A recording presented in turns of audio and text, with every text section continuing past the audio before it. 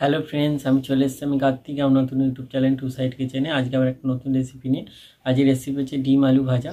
সেটা বানাতে কী কী উপকরণ লাগে আসুন দেখাই। তার আগে একটা কথা বলে দিই, আমার চ্যানেলে যেসব ভিডিও ছাড়া আছে আপনাদের যদি ভালো লেগে থাকে অবশ্যই লাইক কমেন্ট শেয়ার করবেন ও বেশি বেশি করে শেয়ার করবেন। আপনি যদি আমার চ্যানেল নতুন হয়ে থাকেন প্লিজ সাবস্ক্রাইব করে দেবেন, নিচে বেল নোটিফিকেশনটা অল করে দেবেন যাতে আমার ভিডিও আপনাদের কাছে আগে পৌঁছে যায়। তাহলে চলুন ডিম আলু ভাজা রেসিপি বানাতে কী কী উপকরণ লাগে আসুন দেখাই।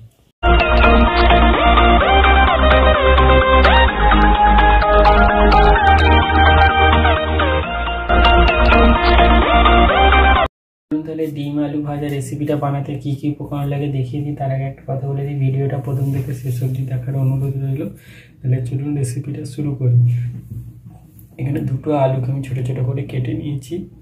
এখানে একটা ডিম নিয়েছি, 4টে কাঁচা লঙ্কা চিড়ে নিয়েছি, এখানে পরিমাণ মতো নুন নিয়েছি, হলুদ নিয়েছি আর সর্ষের তেল নিয়েছি। তাহলে চলুন রেসিপিটা শুরু করি। গ্যাসটা জেলে কড়াটা বসিয়ে দিয়েছি, কড়াটা গরম হয়ে গেছে। কড়াই আমি তেলটা দিয়ে দেবো। তেলটা গরম হয়ে গেছে, কাঁচা লঙ্কা 4টে দিয়ে দেবো, আলুটা দিয়ে দেবো, নুনটা দিয়ে দেবো, হলুদটা দিয়ে দেবো। ভালো করে আলুটা লাল করে ভেজে নেবো। আলুটা ভাজা হয়ে গেছে, তুলে নেবো। ওই তেলের ওপর ডিমটা দিয়ে দেবো, তারপর একটু নুন দিয়ে দেবো।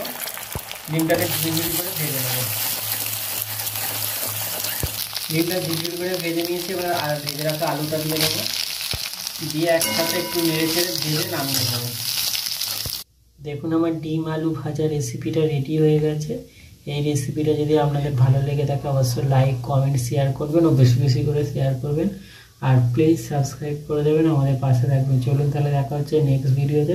এরকম নিত্য নতুন ভিডিও পাওয়ার জন্য আমাদের চ্যানেলটাকে অবশ্যই সাবস্ক্রাইব করবেন, আমাদের পাশে থাকবেন। চলুন তাহলে দেখা হচ্ছে নেক্সট ভিডিওতে।